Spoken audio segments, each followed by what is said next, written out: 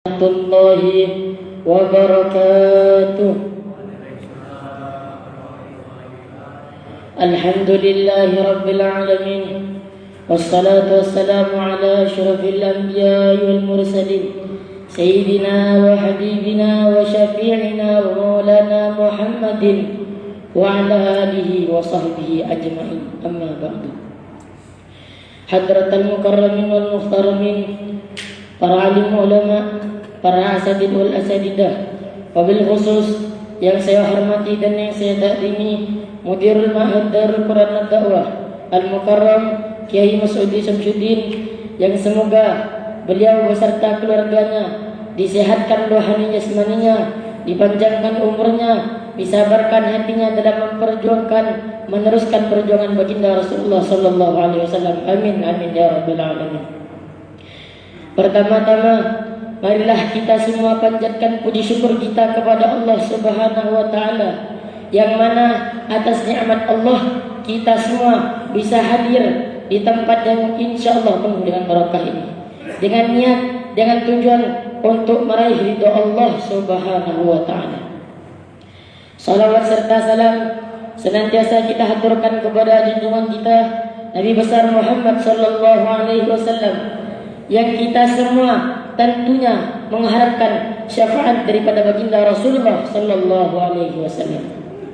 Hadirin wal hadirat yang saya hormati, tawadhu adalah salah satu sifat yang seharusnya dimiliki di dalam diri kita, dan sebaliknya kesombongan itu adalah sifat yang seharusnya tidak dimiliki di dalam diri kita. Karena kenapa? Karena baginda Rasulullah sallallahu alaihi wasallam bersabda di dalam sebuah hadisnya, yang hadis ini termuat di dalam kitab Lubabul Hadis karya Al-Imam Jalaluddin bin Kamaluddin Asyuyuti. Rasulullah bersabda, "At-tawadhu min ahlakil anbiya wa takabburu min ahlakil kufari wal faraid." Tawadhu adalah akhlaknya para nabi, dan sebaliknya sombong adalah akhlaknya para Fir'aun dan para orang-orang yang kafir, musyrik, syirik kepada Allah Subhanahu wa taala. Dan di hadis lain diterangkan, "Man tawadha'a lillahi rafa'ahu Allah, wa man takabbara wada'ahu Allah." Barang siapa, kata Nabi, yang ia tawadhu, rendah hati karena Allah Subhanahu wa taala, maka Allah Subhanahu wa taala akan mengangkat derajatnya.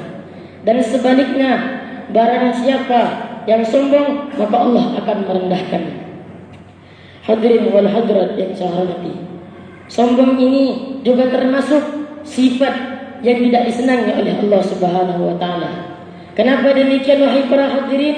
Karena Allah Subhanahu wa taala berfirman di dalam Al-Qur'an di surah yang ke-31, nama surahnya surah Luqman, di juz yang ke-21 ayat 18. Allah berfirman, "A'udzu billahi minasyaitonir rajim. Bismillahirrahmanirrahim. Wa la tusa'ir khaddaka lin-nasi wa la tamshi fil ardi marha. Innallaha la yuhibbu kulla mukhtalin fakhur."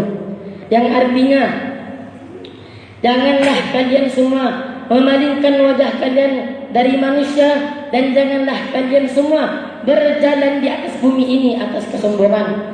Karena sesungguhnya Allah Subhanahu wa taala tidak senang kepada orang-orang yang sombong, orang-orang yang membanggakan dirinya sendiri.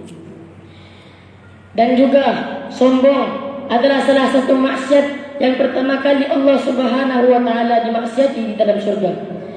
Yang mana yang pertama kali memaksiati Allah dengan maksiat kesombongan, yaitu iblis. Pada suatu ketika Allah Subhanahu wa taala menciptakan Nabiullah Adam alaihi salam, maka Allah Subhanahu wa taala memerintahkan malaikat dan iblis untuk bersujud pada Nabiullah Adam alaihi salam. Maka seluruh para malaikat bersujud kepada Nabiullah Adam alaihi salam. Akan tetapi iblis tidak bersujud kepada Nabiullah Adam alaihi salam. Lalu Allah bersabda, "Wahai iblis, kenapa engkau tidak bersujud kepada Nabi Adam alaihissalam, padahal aku telah menyuruhmu untuk bersujud kepada Adam?"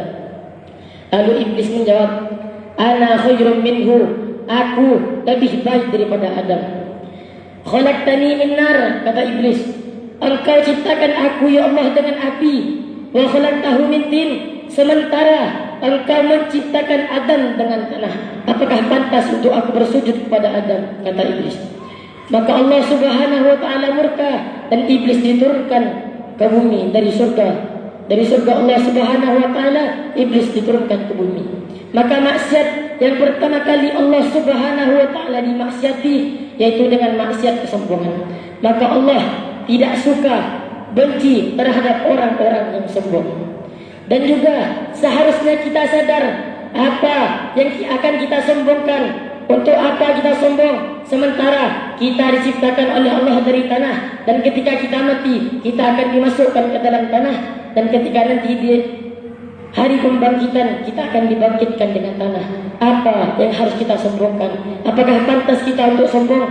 Tidak ada kata pantas untuk kita semua. Sombong, baik sombong kepada sesama manusia ataupun sombong kepada Allah Subhanahu wa taala. Lebih-lebih lagi orang-orang yang sombong kepada orang fakir, orang-orang yang sombong kepada para ulama, maka Allah akan melaknatnya dan Allah akan menghinakannya. Sebagaimana yang disabdakan oleh baginda Rasul di dalam sebuah hadisnya, man takabbara 'alal fuqara'i, barang siapa yang sombong kepada orang fakir, la'anahullah, maka Allah Subhanahu wa taala melaknatnya. Wa man takabbara 'alal ulama'i, dan barang siapa yang sombong kepada para ulama, sombong kepada para ustaz, sombong kepada para kiai, sombong kepada orang-orang yang meneruskan perjuangan baginda Rasulullah sallallahu alaihi wasallam, maka Allah Subhanahu wa taala akan menghinakannya. Bayangkan, sombong kepada orang alim saja Allah akan menghinakan kita, apalagi kita sombong kepada dzurriyyah baginda Rasulullah sallallahu alaihi wasallam, sombong kepada para habaib yang mereka adalah keturunan asli daripada baginda Rasulullah sallallahu alaihi wasallam. Maka Allah akan menghinakan kita dengan sehina-hinanya.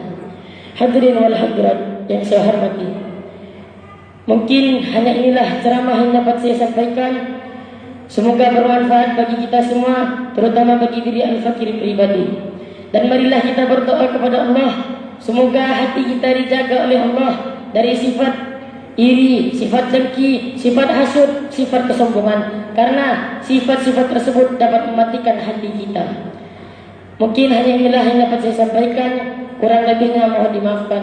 Wabillahi taufiq wal hidayah, wabiridha wal inayah. Assalamualaikum warahmatullahi wabarakatuh.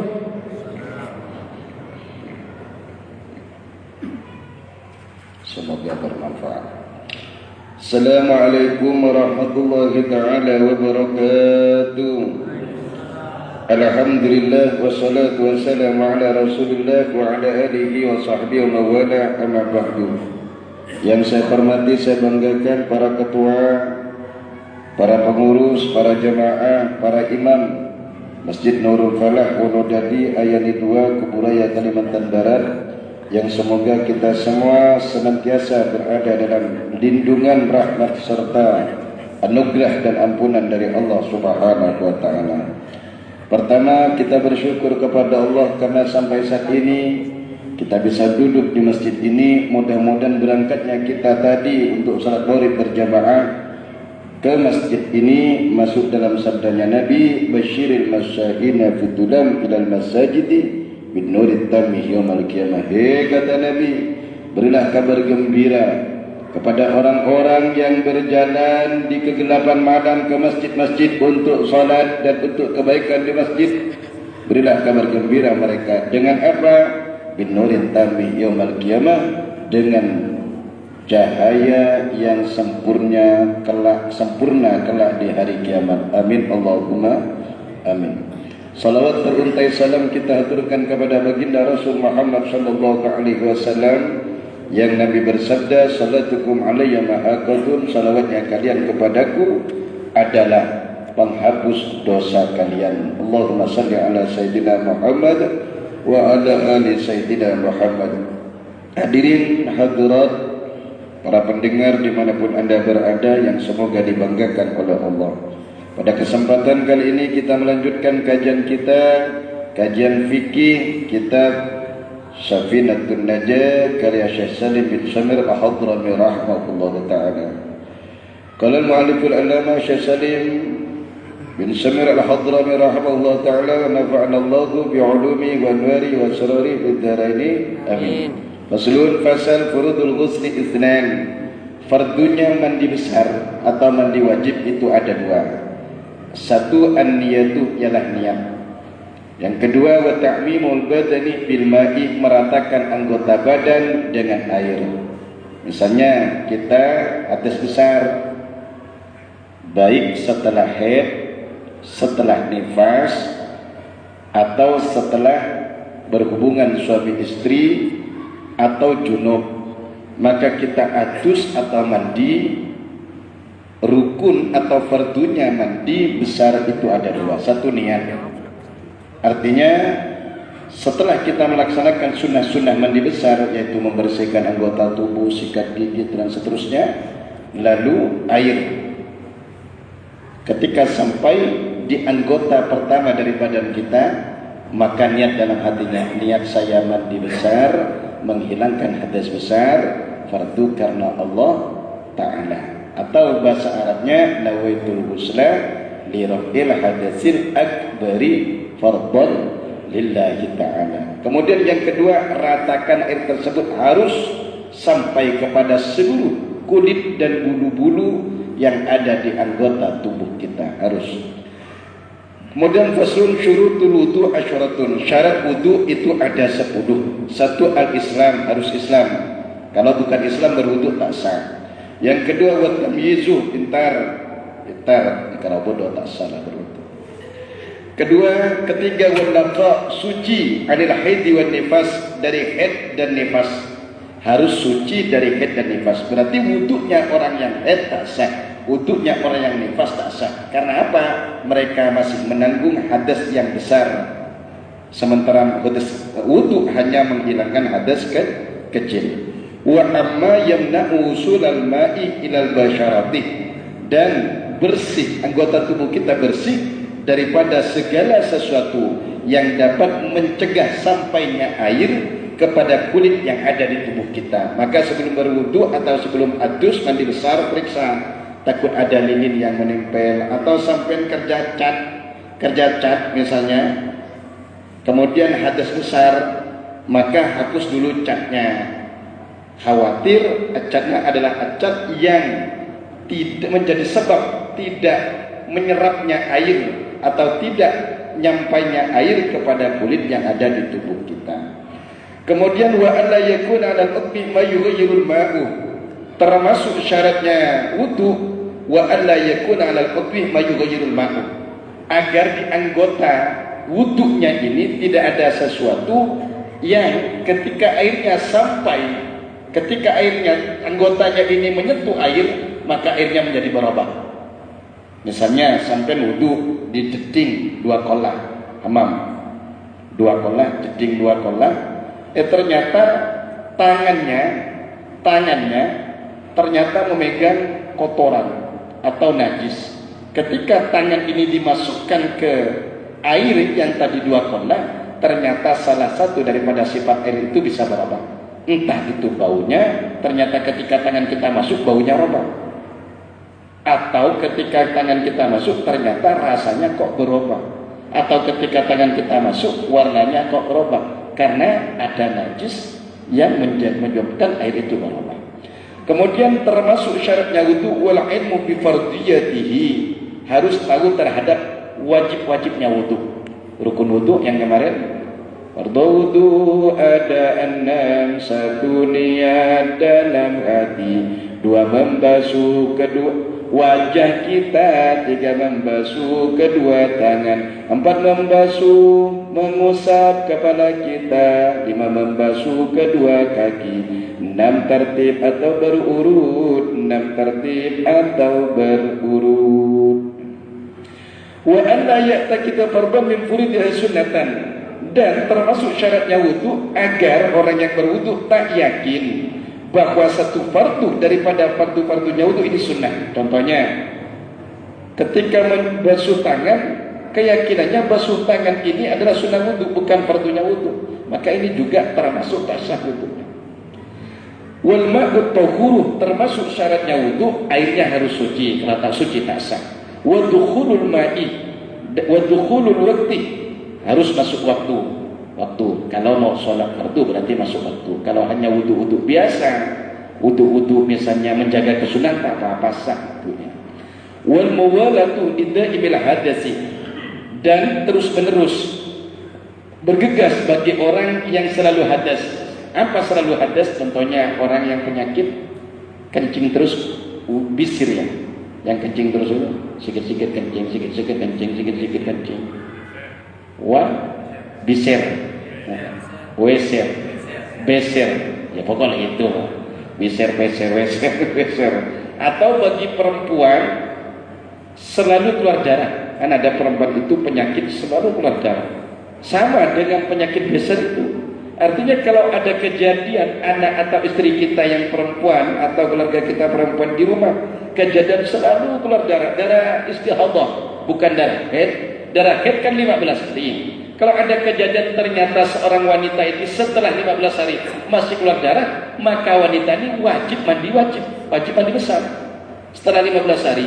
Artinya dia tetap berkewajiban untuk melaksanakan kewajiban sebagaimana wanita yang suci lainnya. Tapi bagaimana cara wudhunya? Ketika masuk waktu sholat, maka dia langsung bersihkan. Tadi kan sudah mandi wajib itu. Cuma bagi wanita yang selalu keluar darah karena penyakit, maka dia tak wajib mandi wajib. Hanya saja dia membersihkan kemaluannya, lalu dia pakai pembalut atau pempes pembalut, kemudian dia langsung sholat, tak usah nunggu apa-apa, tak usah sholat langsung. Allahu Akbar.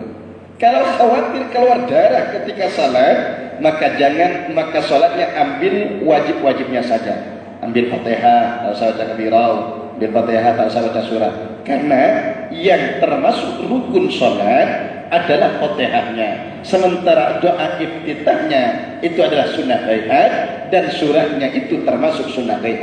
Ambil wajibnya saja, cepat agar dipercepat sholatnya. Allahu Akbar, subhana rabbiyal a'la, sami Allah, rabbana lakal hamdu bil husn, dan seterusnya. Begitu juga laki-laki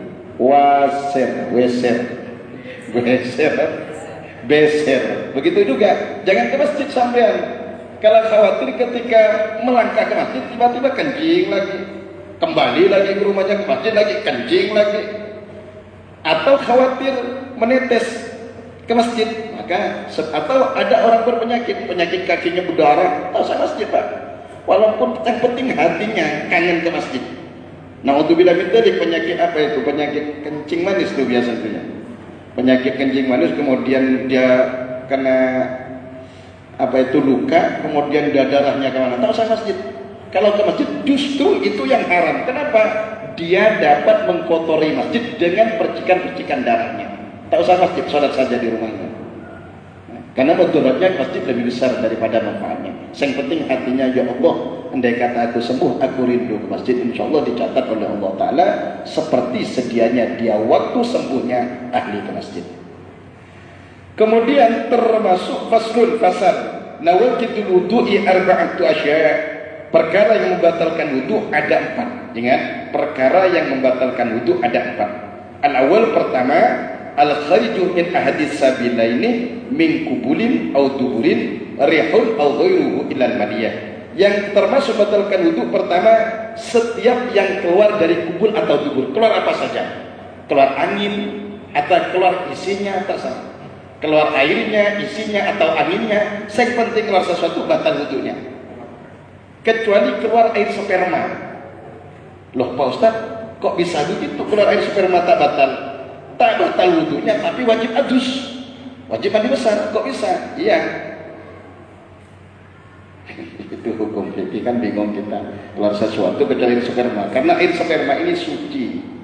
Kalau anginnya kita itu kan bau itu, andai kata bukan angin itu najis itu. Andai kata bukan angin, berhubung angin tak dihukumi najis, ya tak najis. Tapi baunya luar biasa itu. Makanya ada pepatah, apa itu? Kentut dikeluarkan bikin ribut, ditahan sakit perut. Tapi kentut termasuk nikmat dari Allah Ta'ala. Bayangkan kalau kita tak bisa kentut sampai 10 hari, maka mainannya walaupun 10 juta dioperasi, Pak. Maka bersyukur oleh Allah masih keluar kentut, masih keluar kotoran dan lain sebagainya. Ini termasuk nikmat dari Allah. Kemudian yang kedua, adzani, baik yang keluar itu, yang keluar baik keluar barang cair atau keluar barang keras. Misalnya ketika duduk-duduk, tiba-tiba dari kupul atau duburnya keluar kelereng, batal wudunya, batal karena keluar sesuatu. Walaupun kelerengnya itu dicuci tetap suci.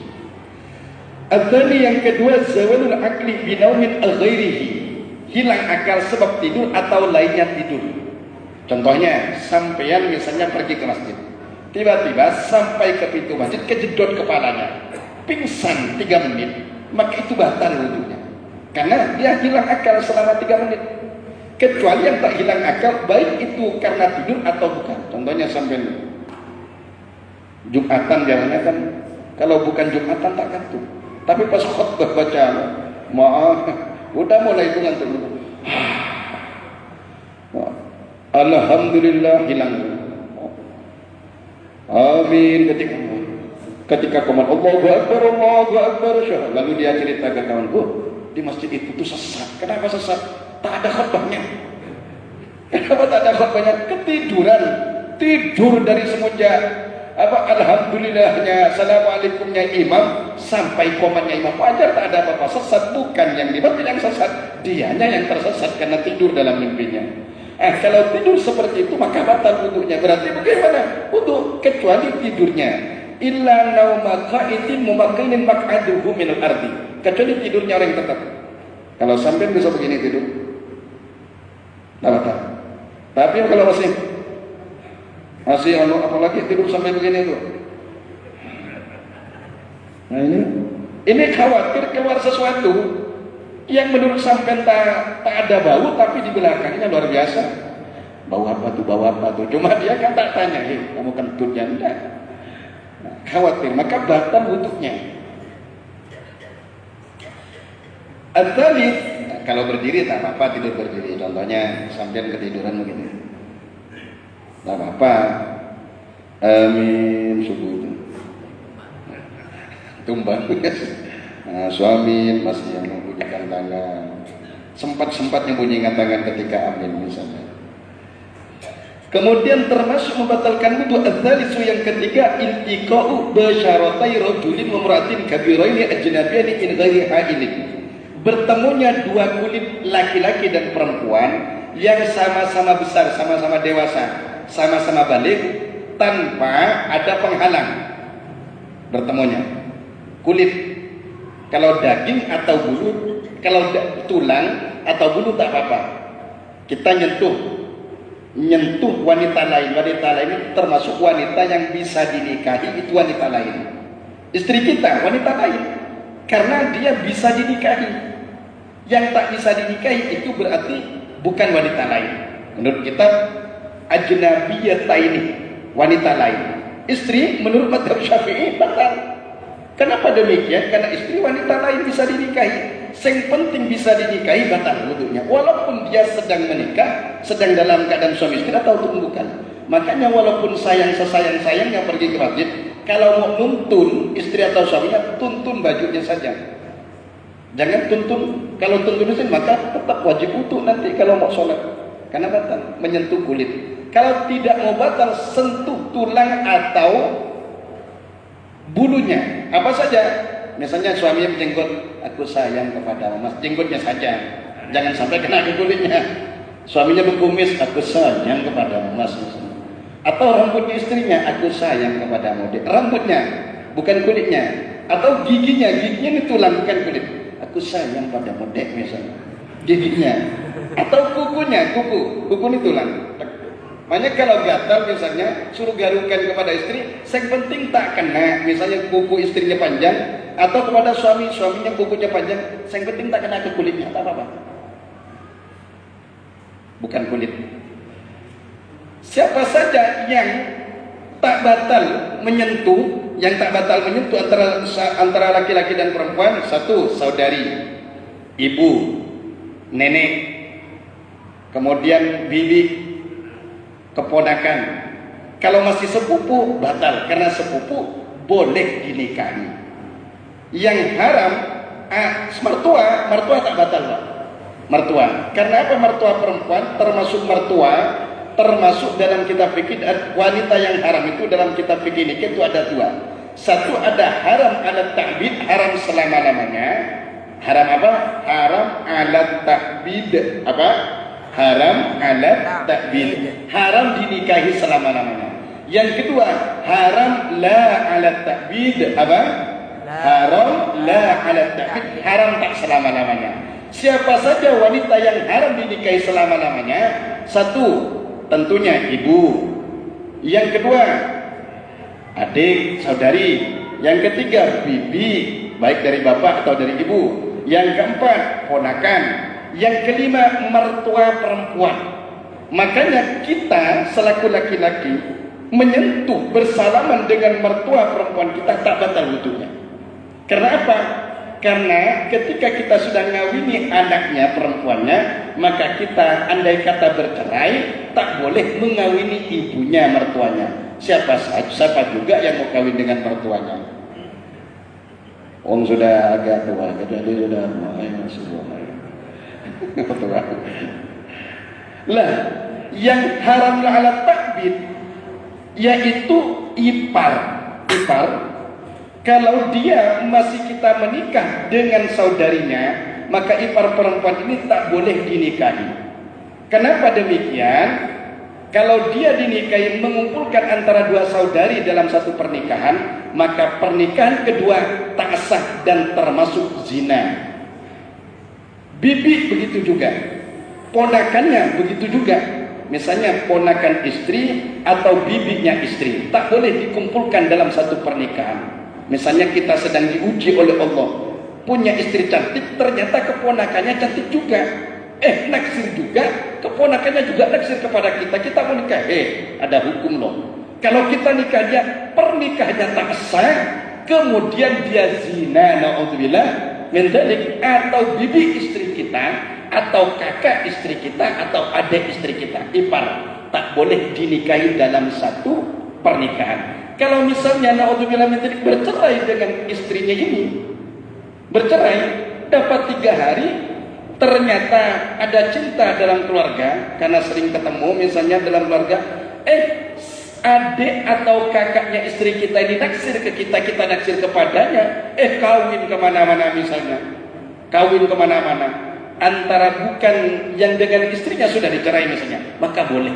Kalau masih dalam ikatan pernikahan antara kakak dan adik, kakak dan bibinya, istri dan bibinya, istri dan ponakannya, istri dan saudarinya, maka tak sah pernikahannya, dan ini termasuk zina. Na'udzubillah min dzalik, tak boleh dikumpulkan dua saudara. Wa antajma'u bainal ukhtaini illa ma qad salaf, kata Al-Qur'an.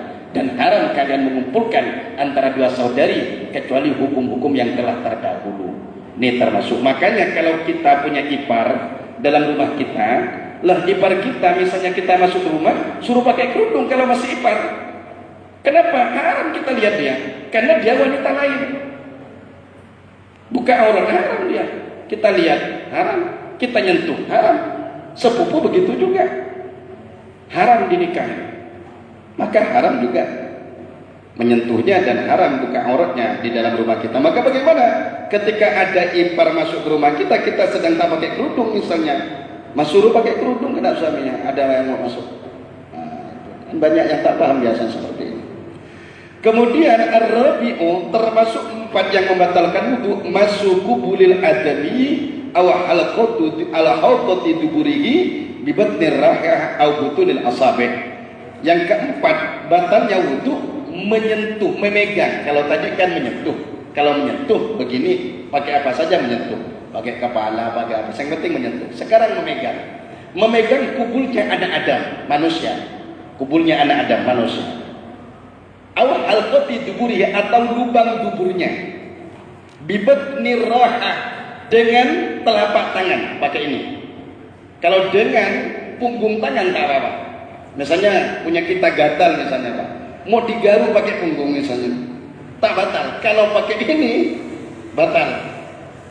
atau butunil asabi, perut ujung jari jemari.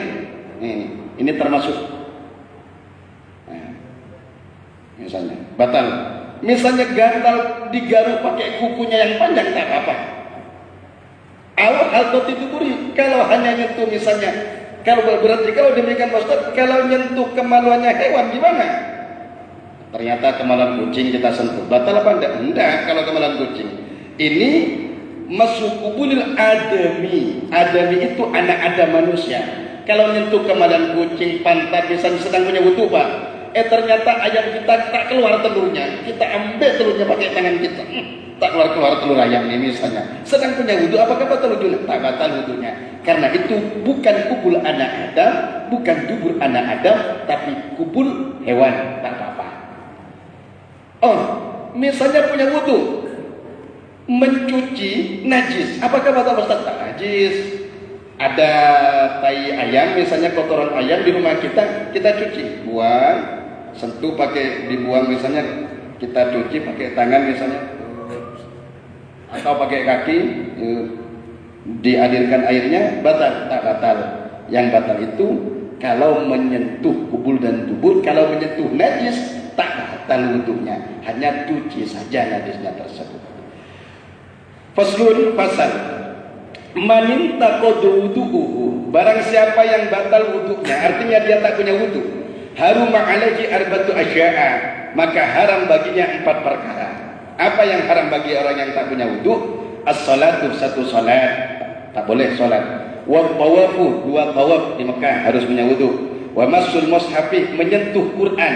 Wa hamduhu, dan membawa Quran tak boleh. Orang yang tak punya wudu tak boleh menyentuh dan membawa Quran, tak boleh.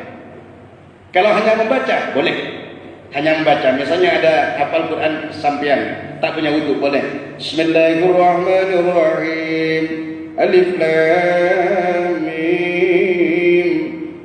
Makanya kalau tahlilan biasanya, tahlilan sampean kan biasanya terkadang hadirin itu banyak tak punya wudu, ikut tahlilan, padahal di tahlilan itu ada Qurannya. Amanar Rasulullah, boleh Ustaz baca Quran, boleh bagi yang tak punya wudu.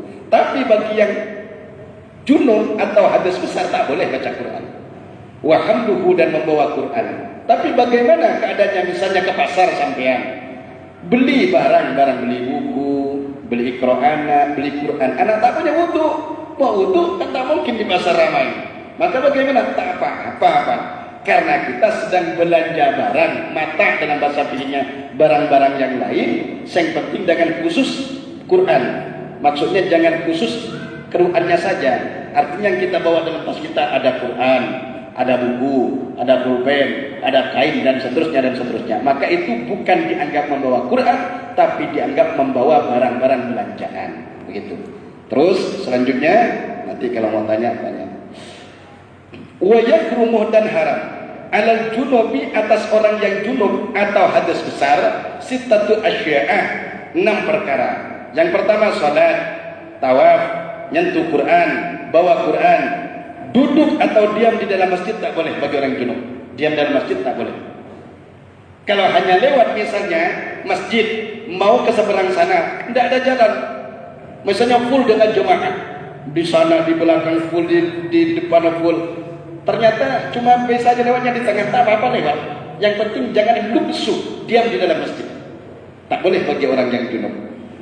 Wa qiraatul Qur'ani, dan tak boleh bagi orang yang junub lagi qiraatul Qur'ani, membaca Quran. Kalau tadi orang tak punya wudu boleh membaca Quran, tapi bagi orang yang junub tak boleh membawa Quran, memegang Quran, dan tak boleh membaca Quran. Berarti pakai apa cara bacanya? Pakai hati saja, tak apa-apa pakai hati. Karena dianggap tidak membaca itu. Karena membaca itu pakai suara. Misalnya membaca Qunut, pakai hati, didengarkan sendiri lah, pakai hati, tidak dihukumi. Nih, kemudian saya selesaikan. Wa yakrumu bil haidi, dan haram sebab haid asyaratu asya, ini bagi wanita, dan bisa disampaikan ke wanita-wanita kita. Haram bagi wanita yang haid 10 perkara: salat, tawaf, memegang Quran, membawa Quran, diam dalam masjid, membaca Quran, puasa. Bagi orang haid haram. Kalau orang junub puasa tak apa-apa. Orang junub, misalnya sampai Ramadan, ternyata hubungan suami istri, terus ternyata belum adus, kesiangan. Bangunnya jam 5, kan sudah imsak tuh. Imsak jam 4. Bangun jam 5. Masya Allah saya belum sholat. Kan junub tuh. Apakah batal wudu puasanya? Nah, layatul, tak batal. Man asbaha junuban wa huwa shaimun lam yubtil, kata kita.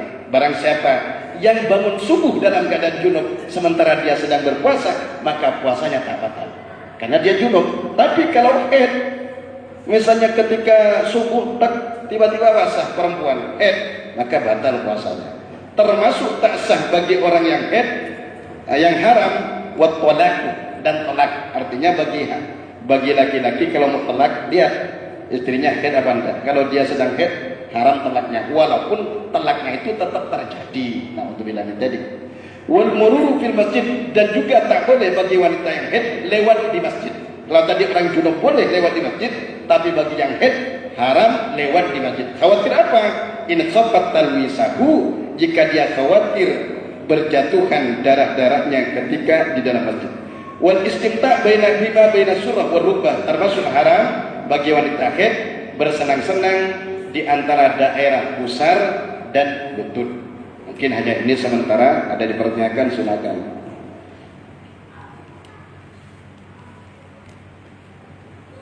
Berapa menit lagi? 2? 7? Oh, masih banyak. Ada yang tahu tanya? Tidak ada. Baik.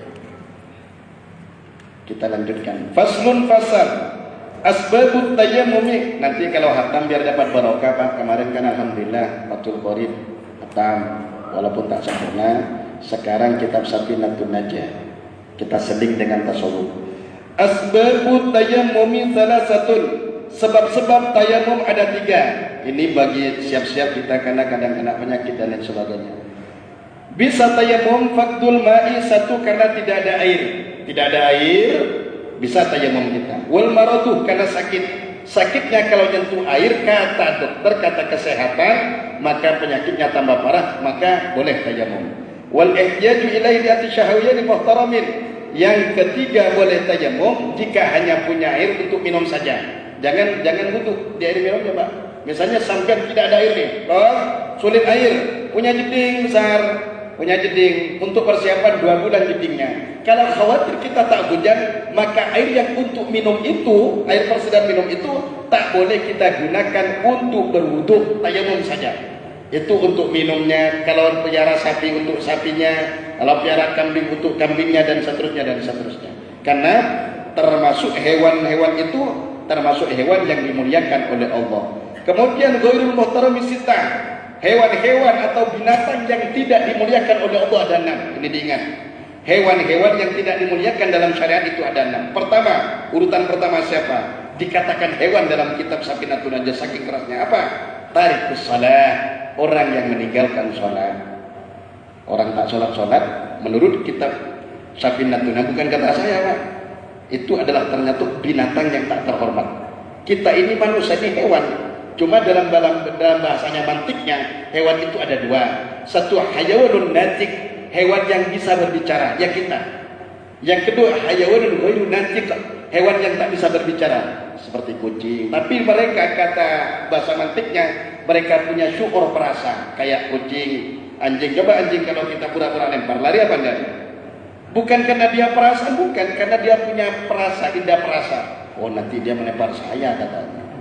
Nah, kucing juga kalau ayam dipanggil krik krik krik krik krik krik krik, bukan karena punya akal, dia enggak, punya syukur. Syukur itu perasaan, oh perasaan baik, oh ini, dan lain seterusnya. Termasuk hewan yang tidak dihormati dalam syariat, tarikus shalah, orang yang meninggalkan sholat. Namun makanya ada kalau ulama keras itu, orang yang meninggalkan sholat itu dia tak mau sholatin. Cuma kalau digunakan di kampung-kampung, Pak, dilempar ustaznya, Pak. Tak mau disolat ini. Ada. Kalau dia tak sholat, ini ngapain mau sholatin orang yang tak sholat misalnya. Cuma saya tak berani seperti itu, Pak. Saya termasuk yang lembut lah.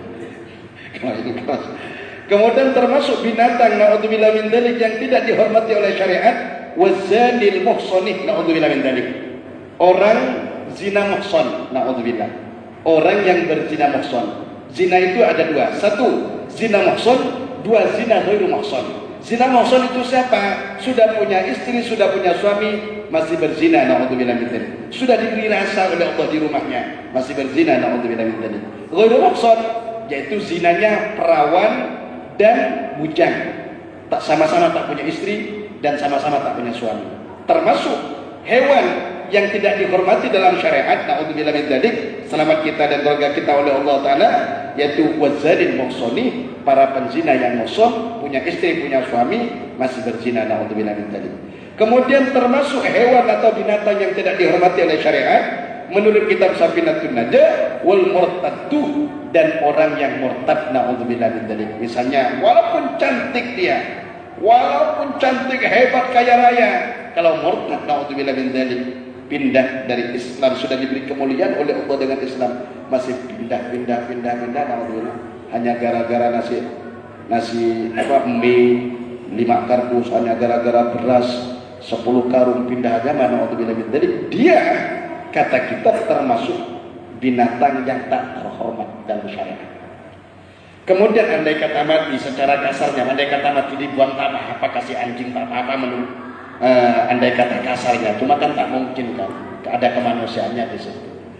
Kemudian yang termasuk zina muhsan, termasuk binatang yang tak terhormat, naudzubillah min dzalik, wal kafirul harbi, kafir yang berperang, kafir yang memerangi.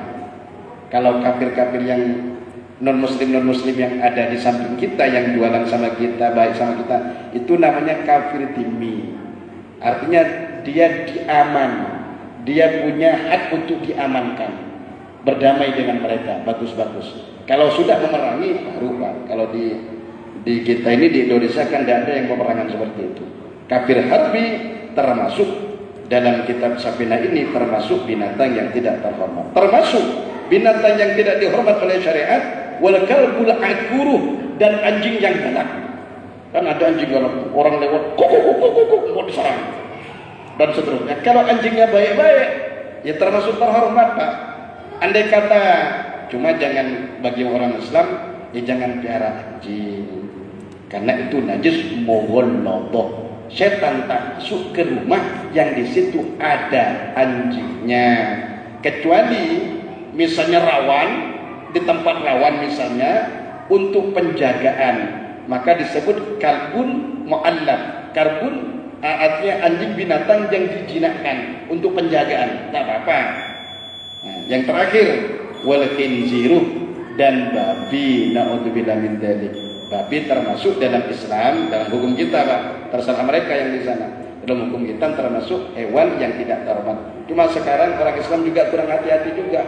Pergi ke restoran-restoran, di situ sudah campur baur, kualinya ini masuk, enak. Kalau tempatnya bagus, kebetulan orang kaya masuk ke situ. Padahal di situ sudah campur najis dan seterusnya. Kualinya tadi beda dengan kuali yang untuk goreng ayam dengan yang goreng babi panggang dan seterusnya. Mudah-mudahan bermanfaat oleh Allah Ta'ala. Bismillahirrahmanirrahim. Allahumma anfa'na bima 'allamtana wa 'allimna ma yanfa'una warzuqna ilman alladhi yanfa'una. Alhamdulillahi ala kulli halin wa na'udzubika min ahwali ahli nar. Subhanakallahumma wa bihamdika asyhadu an la ilaha illa anta nastaghfiruka wa natubu ilaik. Wa sallallahu ala sayyidina Muhammadin wa ala alihi wa sahbihi wasallam. Walhamdulillahi rabbil alamin. Assalamualaikum warahmatullahi wabarakatuh.